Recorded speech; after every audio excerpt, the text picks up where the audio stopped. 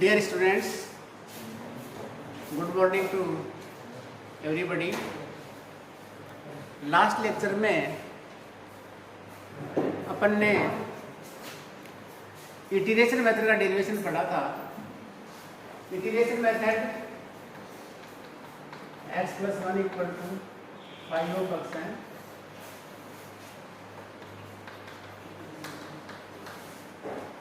n = 0, 1, 2 and so on.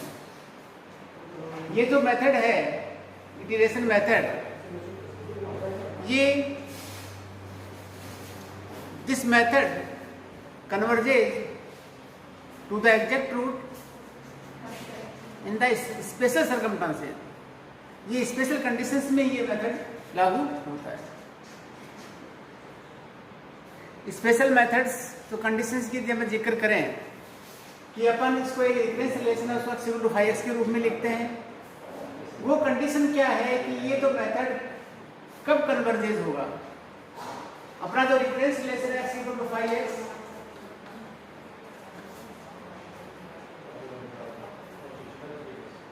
ये जो 5x है वो जो कंडीशन लगेगी वो 5x पे लगेगी। अपन ने इसका डेरिवेशन कर लिया था इटरेशन मेथड का। उसके बाद में अपन इस रिजल्ट पे आए थे कि limit k tends to ∞ psi of k + 1 upon psi k = 5 of xi।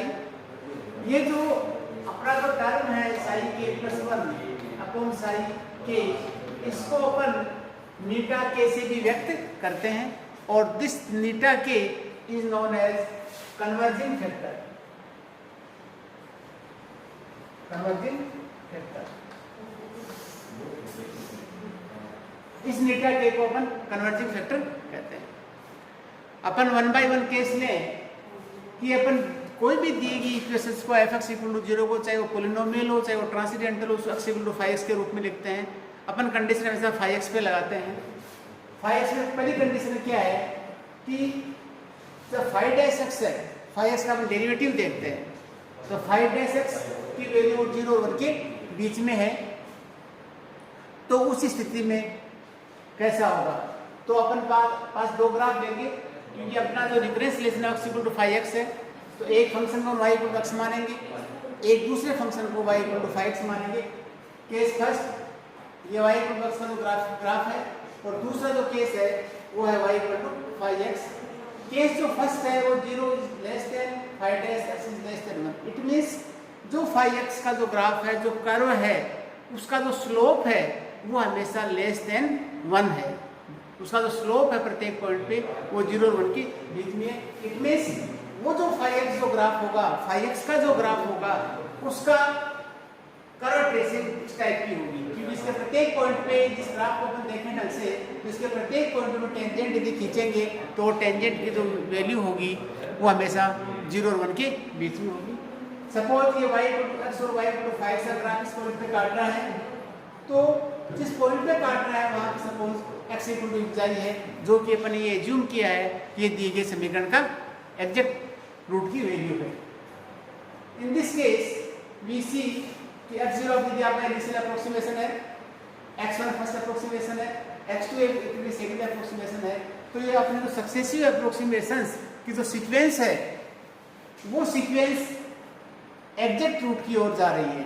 It means ये जो सक्सेसिव अप्रोक्सीमेशन की सीक्वेंस है, इस सीक्वेंस को अपन मोनोटोनिकली कन्वर्जेंस सीक्वेंस कह सकते हैं। तो monotonically convergence sequence, it means after certain successive approximations अपन एग्जैक्ट रूट के नजदीक पहुंच जाते हैं। तो in this case this method converges to the exact value of the root.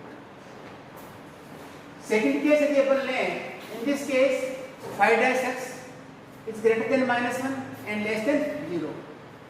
in this case we see कि y = x का जो ग्राफ ये है और दूसरा y = 5 का ग्राफ है, वो डिक्रीजिंग ऑर्डर में आएगा, क्योंकि अपना यहाँ 5'x और -1 और 0 के बीच में है।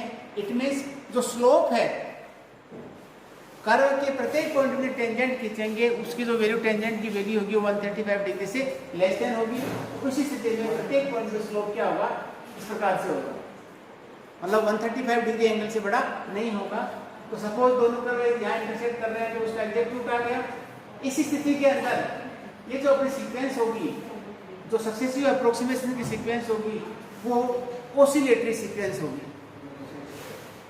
रूट x0 से हम स्टार्ट करेंगे तो राइट साइड में x1 अप्रोक्सीमेशन आएगा, लेफ्ट में x2 आएगा, x3 फिर राइट में आएगा, x4 फिर राइट में आएगा। It means upon oscillatory sequence के थ्रू जो सक्सेसिव अप्रोक्सीमेशन आ रहे हैं, इस प्रकार से अपने एग्जैक्ट रूट के पास में पहुंच जाएंगे। इट मींस इस केस के अंदर भी when -1 is less than 5 is less than 0, इस स्थिति में भी ये जो मेथड है वो converges to the exact root है, या method is convergent. Case third के पर ले कि when 5 is greater than 1, it means इस स्थिति में y x और y 5 से हम ग्राफ भी प्लॉट करें तो सपोज ये x 5 आएंगे तो पॉइंट ऑफ इंटरसेक्शन है, उसका तो एब्सिसा है, तो एग्जैक्ट रूट की वैल्यू है। इस स्थिति में जो y 5 जो ग्राफ हमने प्लॉट किया है, कर्व का प्लॉट किया है, उसके प्रत्येक पॉइंट पे जो टेंजेंट होगा, उसकी जो प्रवणता होगी, ग्रेडियंट होगा या स्लोप होगा कर्व का, वो हमेशा ग्रेटर देन 1 होगा। तो इन दिस केस अपनी जो सक्सेसिव अप्रोक्सीमेशन सीक्वेंस होगी वो मोनोटोनिकली डाइवर्जेंट सीक्वेंस होगी। इस स्थिति के अंदर this method is not applicable. It means when 5 is greater than 1 then this method is not convergent. इस केस में मेथड क्या होगा? डाइवर्जेंट होगा। फोर्थ केस यदि अपन लें कि व्हेन 5 इज लेस देन -1,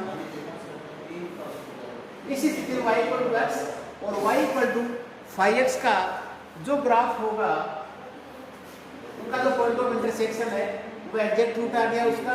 उसके बाद में इस स्थिति के अंदर आपकी जो सक्सेसिव अप्रोक्सीमेशन की सीक्वेंस होगी वो ओसिलेटरी डाइवर्जेंट सीक्वेंस होगी। x0 इसलिए कुछ राइट में आएगा, x1 लेफ्ट में आएगा, x2 फिर राइट में, x3 फिर राइट में। इसका मतलब सक्सेसिव अप्रोक्सीमेशन है x0 x1 है वो एक तरीके से अपने एग्जैक्ट रूट है उससे दूर होते जा रहे हैं। तो इन दिस केस ये जो मेथड है, मेथड इज नॉट एप्लीकेबल। तो अपन जो कंक्लूड अपन निकाले हैं तो अपन ये कह सकते हैं कि जो इंटीग्रेशन मेथड है x n + 1 = 5 of xn तभी एप्लीकेबल होगा जब वो अपने एग्जैक्ट नेबरहुड के एग्जैक्ट रूट के नेबरहुड में 5 x की वैल्यू क्या होगी? Greater than mod of 5 x is less than 1। यदि अपन चारों कंडीशंस को मिला दें तो अपन ये कह सकते हैं कि जो ये अपना जो इटरेशन मेथड है वो 5 x का जो मोड है वो लेस देन 1 होगा। ये अपन मिलकर इसे इसका -1 is less than 5 x is less than 1।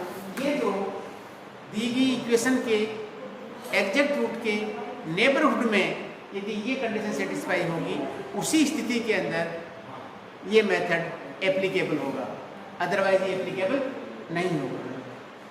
This is the general iteration method. इसकी जो मेथड की जो रेट ऑफ कन्वर्जेंस है वो लीनियर है। इस मेथड की रेट ऑफ कन्वर्जेंस वो क्या है? लीनियर है। तो थोड़ा स्लो है, सक्सेसिव अप्रोक्सीमेशन से एरर कम होती जाती हैं लेकिन बहुत स्लो कम होती है। तो इस मेथड की जो कन्वर्जेंस को एक्सीलरेट करने के लिए अपन फिर एक एकिन्स डेल्टू मेथड है उसकी हेल्प से इसकी जो रेट ऑफ कन्वर्जेंस है उसको अपन इंक्रीज करते हैं।